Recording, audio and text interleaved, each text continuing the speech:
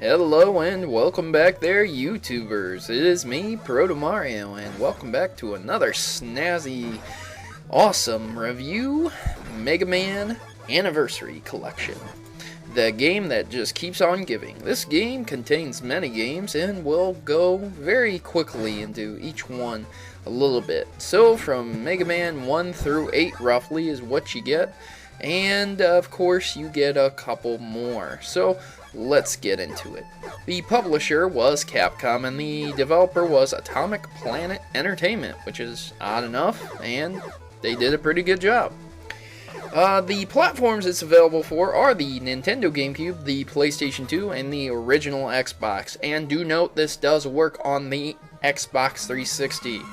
So, you have 4 controllers to choose from, because basically all of them are the same price. Roughly, you can purchase this new or used for around $15 to $20. Some being priced at $12, but you have to figure in shipping and handling, so $15 to $20. I wouldn't pay more than that because it's really the price for all of them. So, the important thing is to figure out which controller you want first. The GameCube one, the PlayStation 2, or the Xbox. Since I love the fat Xbox One and the Xbox 360, I opted out to get the original Xbox version. And it's worked out fine so far. This game was exclusively released in North America June 23rd, 2004, so it is a bit dated, just remember that. The objective of each game is to play through it on its brutally hard and unchanging difficulty setting.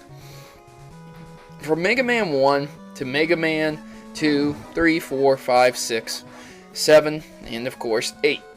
You can play through completely without any problems at all if you are a Mega Man enthusiast. Though do realize that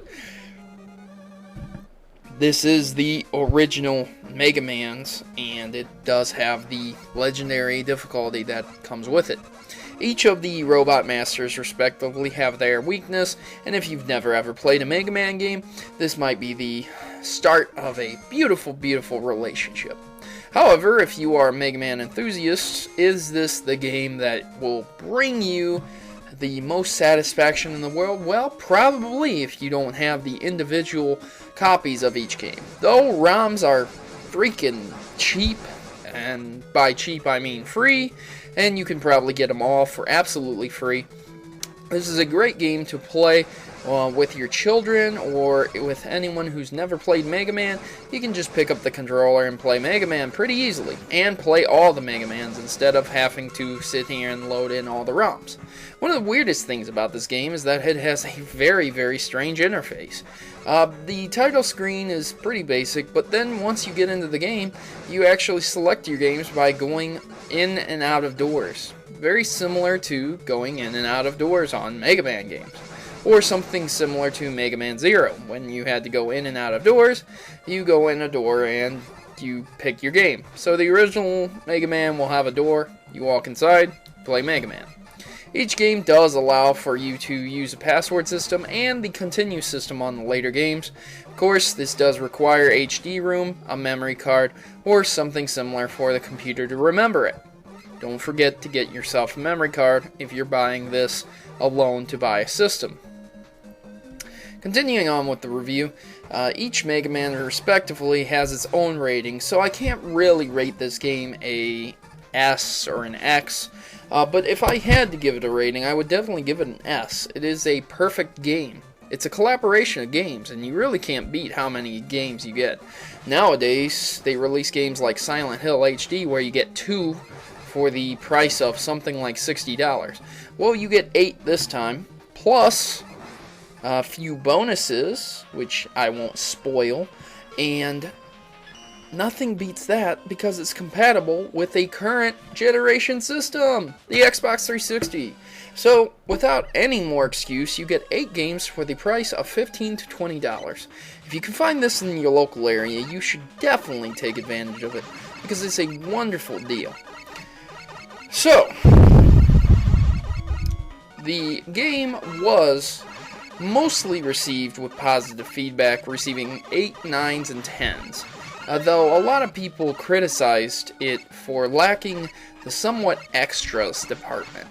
The Gamecube version was criticized slightly more for not including the remixed audio for Mega Man 1 through 6.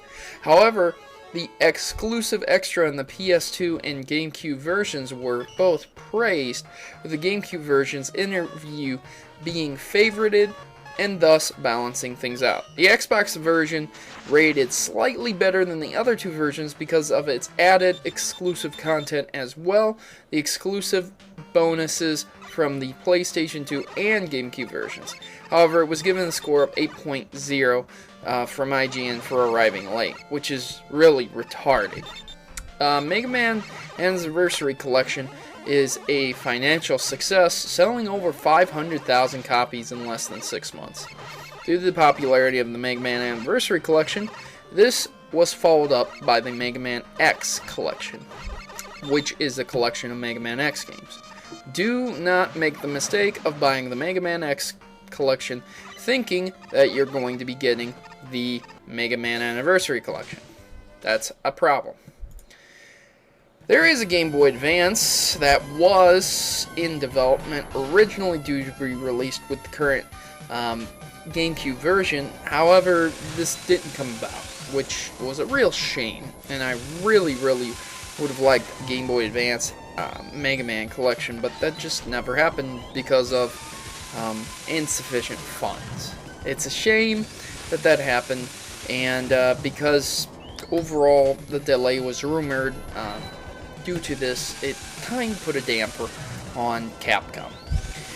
Now, this was back in the days when Capcom actually had substance and didn't just download or release DLC for extra cash, trying to get the cash in.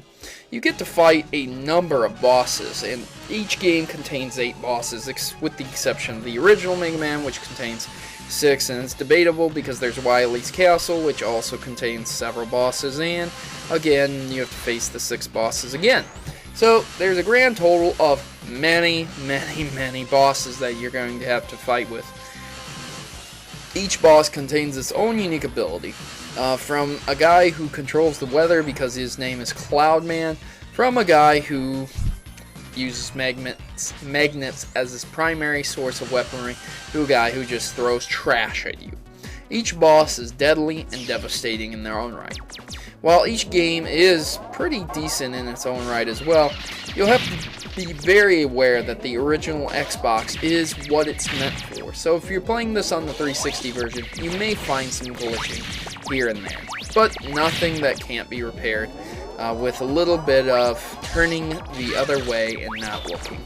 You can't beat it, to say the least. This is one of the best collections I've played in my life, and I had a really good time with it. The brutal difficulty really scales up and brings the inner gamer out of you. If I could give this a rating to get you and everyone else to buy it, it would be an S, a 10 out of 10. This game knocks it out of the park. It's simply put one of the best games I've ever played in my life. You absolutely must play it and must get it if you like Mega Man. I'm Protomario, and I'm signing out.